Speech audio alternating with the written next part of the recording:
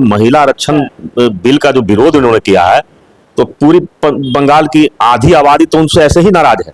आधी आबादी नाराज हो गई। जो महिला वोटर उनके समर्थक थी दीदी की, आज वो भारी जो है गुस्से में है, और इस गुस्से का इजहार वो आने वाले आगामी चुनाव में करके दिखाएं। सुरक्षित है ना, व्यापारी सुरक्षित है, और आम आवाम तो जो है जब घर पहुंचते हैं तब वो चैन की सांस लेते हैं कि बंगाल में जो मिनी बांग्लादेश के रूप में स्थापित हो गया आज बंगाल।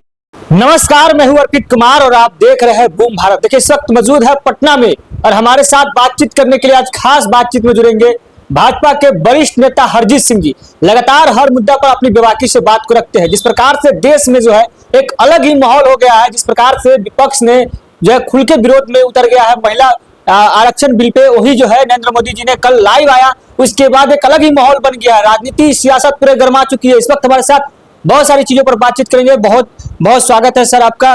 क्या कहेंगे, लगातार भाजपा जो है बिल को ला रही थी, महिला बिल को, लेकिन उस बिल को जो है विपक्ष ने उसे गिरा दिया, क्या कहिएगा? देखिए, पिछले 20 वर्षों से ये विपक्ष का एजेंडा चल रहा है कि किसी प्रकार से एन क्रेन प्रकरण, किसी न किसी बहाने ये लोग महिला आरक्षण को जो है लागू नहीं होने देते हैं इस देश के ऊपर। अभी मोदी जी की सरकार ने एक बार फिर ये कोशिश की थी, तो पूरे विपक्ष के लोग एकजुट होकर इस आरक्षण का विरोध करके इस बिल को गिराने का काम किया। लेकिन सर, राहुल गांधी जी ने कहा कि आप लोग जो है कहीं ना कहीं सत्ता में बने रहने के लिए आप लोगों ने इसका प्रयोग कर रहे थे। प्रियंका गांधी ने कहा कि मैं महिला हूं, लेकिन भाजपा को मैंने समझ गया था कि ये लोकतंत्र के लिए खतरा है, इसलिए हमने इस बिल को समर्थन नहीं दिया, इस बिल को गिरा दिया। नहीं, महिलाओं को आरक्षण मिल जाएगा तो लोकतंत्र खतरे में पड़ जाएगा। ये लोग चाहते हैं कि केवल इनके घर की महिलाएं पार्लियामेंट में जाए, हाउस में जाए। चाहे आप ले लें राहुल गांधी जी की बहन प्रियंका गांधी जी, और अखिलेश यादव की जो पत्नी है, सिर्फ ये लोग चाहते हैं कि यही लोग पार्लियामेंट का मुंह देखें। आम जो मतदाताएं हैं, आम जो महिलाएं हैं हिंदुस्तान में, वो इनका जो है पार्लियामेंट का मुंह ना देख पाए, और वो जो आम लोग जो अपनी समस्याओं को पार्लियामेंट में रख सकते हैं, उनसे उनको वंचित करने का ये प्रयास है। आखिर देश में 70 करोड़ महिलाओं की आबादी है, तो महिलाओं के साथ इंसाफ करने का इससे बढ़िया मौका नहीं था विपक्ष के पास भी।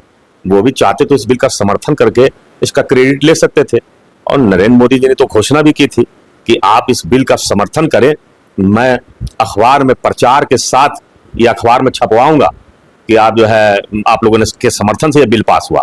लेकिन फिर भी ये विपक्ष को नागवार गुजरा, और जानते हैं कि पूरे देश में अभी तक 12 वर्षों में नरेंद्र मोदी की सरकार ने देश की तमाम समस्याओं को हल किया, और ये एक महिला आरक्षण लागू होने से एक इतिहास पुरुष के रूप में नरेंद्र मोदी जी एक बार फिर स्थापित हो जाते हैं। लेकिन सर, सवाल यह है कि लगातार आप लोग कह रहे हैं कि नरेंद्र मोदी जी ने महिलाओं के पक्ष में बिल ला रहे थे, लेकिन विपक्ष लगातार कह रही है सर कि ये विक्टिम कार्ड मोदी जी खेल रहे हैं। मोदी जी जो है आप महिलाओं को ठगने का काम कर रहे हैं। आप लोग सभी मुद्दा पर मोदी जी चुप रहते हैं, और महिला वाला आप विक्टिम कार्ड नहीं खेलने देते, आप समर्थन कर देते, और पूरे ढोल नगारे के साथ ये प्रचार करते कि हमने इस महिला बिल का समर्थन किया है और हमारे समर्थन से ये बिल पास हुआ है, तो आपको उसका क्रेडिट मिल जाता। हम क्रेडिट के लिए लालायित नहीं है। हमारा उद्देश्य महिलाओं का विकास है, महिलाओं का उत्थान है। पिछले 12 वर्षों में आपने देखा केंद्र की सरकार ने भी, और हमारे बिहार में भी जो नीतीश कुमार जी के नेतृत्व में बिहार में सरकार चली, हम लोगों ने महिलाओं का कितना सशक्तिकरण किया है। उनको हर क्षेत्र में 50% आरक्षण के माध्यम से उनका उत्थान किया है, और सभी चीजों में महिलाओं बढ़ चढ़ के भाग ले रही है। सरकारी नौकरियों में भी उनका योगदान काफी बड़ा है, और पंचायत में तो आरक्षण हम लोगों ने पहले ही दिया था। तो महिलाओं का सशक्तिकरण इस सरकार का उद्देश्य है। जो पिछले 70-72 वर्षों में जो इस देश में महिलाओं के साथ जो अन्याय हुआ, उसको इंसाफ दिलाने के लिए मोदी जी ने इस कार्यकाल में ये बहुत अच्छा कदम उठाया था। लेकिन बहाना क्या है, कभी डिलिमिटेशन के नाम पर, कास्ट सेंसन के नाम पर, जो है जाति आधारित जनगणना के नाम पर, रिलीजन के नाम पर इन्होंने फिर इस बिल का विरोध किया है। तो ये सिर्फ विपक्ष का बहाना है। किसी न किसी तरीके से ये महिला आरक्षण बिल को लटकाए रहना चाहते हैं, क्योंकि महिलाओं का उत्थान इनके एजेंडे में है ही नहीं।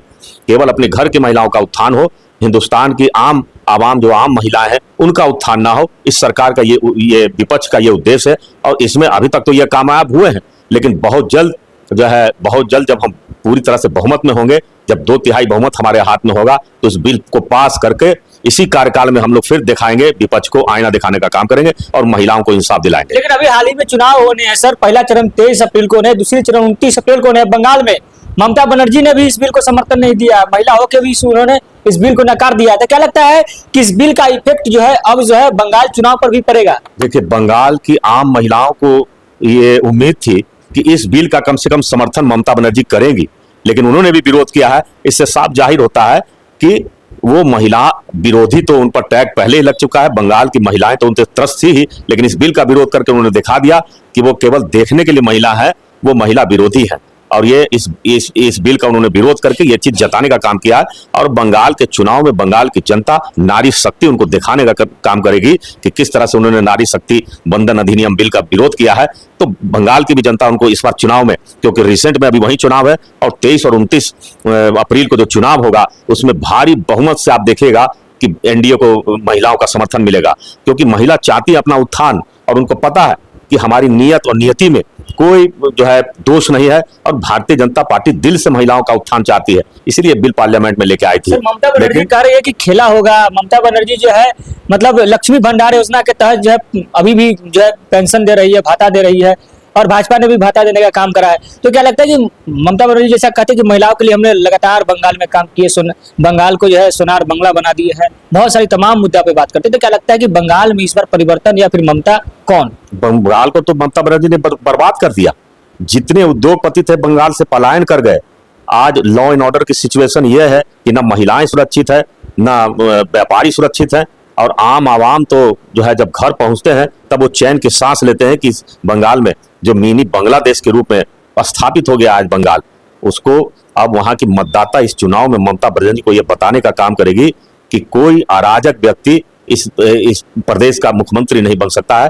जिस तरह से अराजकता उन्होंने फैलाया बंगाल के अंदर में, बंगाल की जनता इस बार चुनाव में उनको सबक सिखाने का काम करेगी। दादा की तरफ जो इस बार आकर्षित हो पाएंगे, दीदी को छोड़ना नहीं लगता आपको कि बहुत दीदी से जो है वोटर्स बंगाल के जो काफी प्रभावित है, और दादा की तरफ कैसे जाएंगे सर? इस बार और खासकर महिला आरक्षण बिल का जो विरोध उन्होंने किया है, तो पूरी बंगाल की आधी आबादी तो उनसे ऐसे ही नाराज है।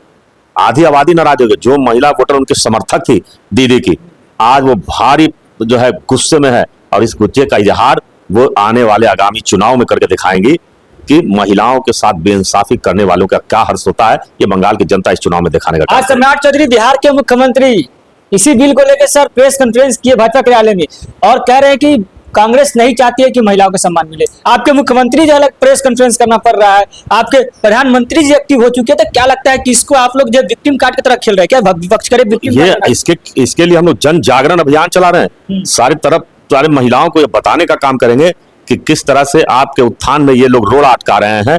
इस बिल में रोड़ा अटकाकर महिलाओं को ये विकसित भारत जो हमारे बनाने का सपना है 2047 तक, उसमें अगर हमारी महिलाएं विकसित नहीं होंगी, महिलाएं उन्नति नहीं करेंगी, तो 2047 तक विकसित भारत का निर्माण कैसे होगा?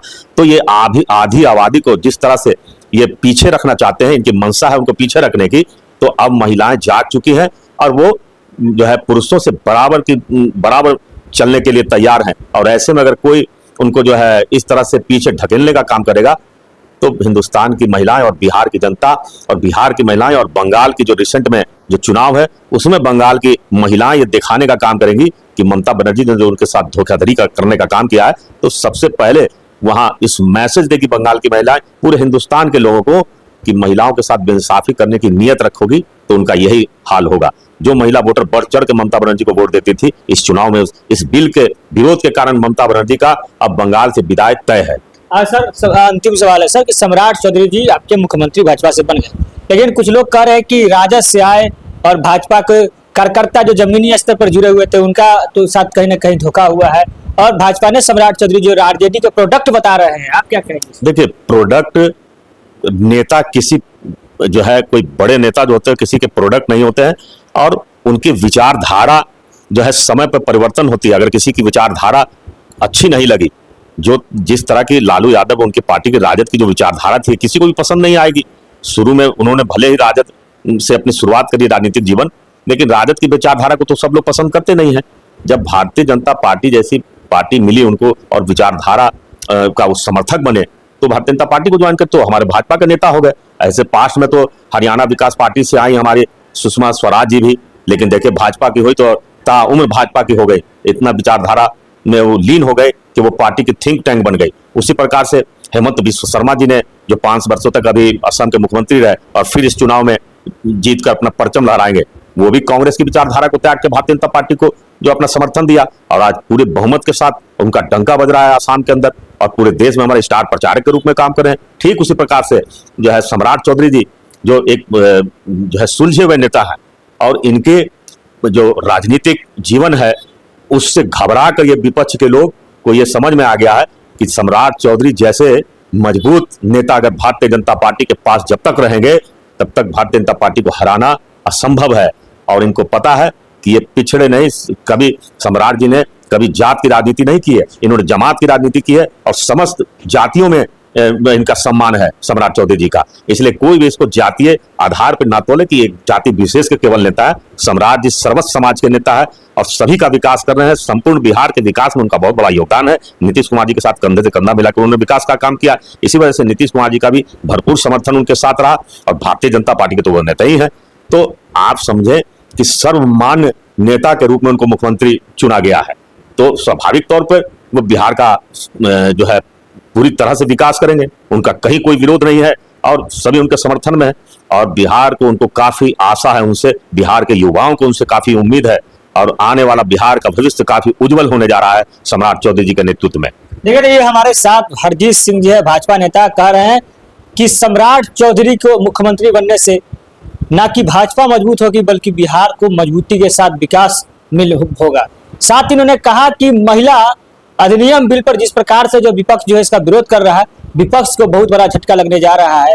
हाल ही और रिसेंटली में जो है 23 अप्रैल को और 29 अप्रैल को जब चुनाव होंगे तो बंगाल की महिला जो खासकर ममता बनर्जी ने जो इस बिल को समर्थन नहीं किया है, इसका उनको खमियाजा भुगतना पड़ेगा। और बंगाल की कोर वोटर ममता कोर वोटर जो महिला वोटर थी वो इस बार भाजपा के साथ जाएगी, क्योंकि इनका सीधे सीधा साफ साफ कहना है कि इस बार मोदी जी ने महिलाओं के हक में जो है लड़ाई लड़ने का काम किया, उनके हक के जो है बात करने का काम किया, उनके हक के लिए उन्होंने सबसे समर्थन मांगा, लेकिन समर्थन किसी ने नहीं दिया और विपक्ष जो है एकजुट हो गया। इसका खमियाजा ये हुआ कि ये बिल जो है पास नहीं हो पाया। बहरहाल आप सोचने वाला ये होगा कि जब 23 अप्रैल और 29 अप्रैल को आगामी जो चुनाव है उसके बाद जो परिणाम आएंगे किसके पक्ष में आएगा। सभी तमाम मुद्दों पर हमारे साथ जो है जुड़े हुए थे हरजीत सिंह जी और इनसे बातचीत हो रही थी। लगातार लंबी बातचीत में उन्होंने बहुत सारी बातें कही।